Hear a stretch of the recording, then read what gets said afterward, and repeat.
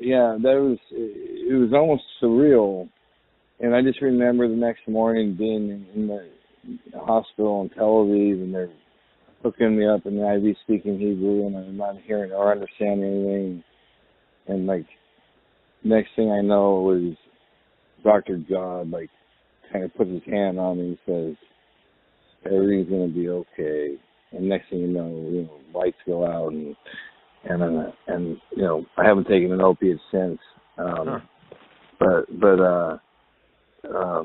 that was quite an experience, and I really enjoyed the thing that I did.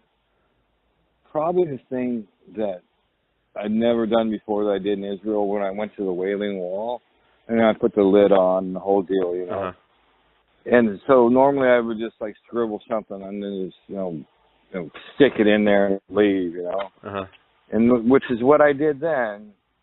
But I caught myself, and I had a moment of clarity, and like I threw the thing down and I wrote and I actually thought it out, and I wrote something like really serious, like I think I wrote like I'm alive, man. I made it. I'm here, and like I really enjoyed doing that and experiencing that. It meant something to me, and it was very powerful. Which, I'm not a real emotional guy, right? And so for me to, that was. I mean, if you think about it, in Israel, I mean, everyone around him's trying to kill him. Yep. I mean, and the funniest thing is they can take anyone out they want at any time they want. Yeah, the enemy is aware of that. What's interesting, though, is I can actually now, having gotten to know you a little bit over the phone the last few days, I can see how it would appeal to you, because if there's anything about the Israeli people, and I'm not even talking about the Jewish people in general, I'm talking about the Israelis, they're so determined. I mean, look at the odds that were against the Jewish people coming out of the Holocaust. They didn't even have a country until 1948.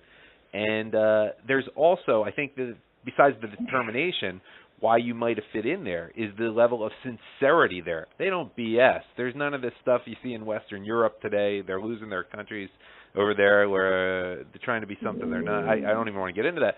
But there's a sincerity and a determination that you probably picked up over in Israel that you don't necessarily encounter day to day.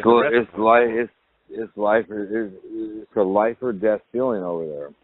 Yeah, there's no time for BS. And there's no time for BS. And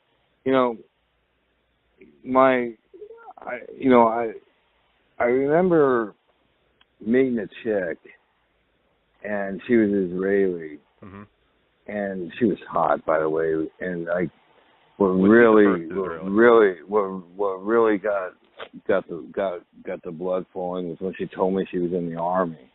Well, that's and normal. That's when I learned. Well, that's when I learned that everyone in Israel has to go to the army.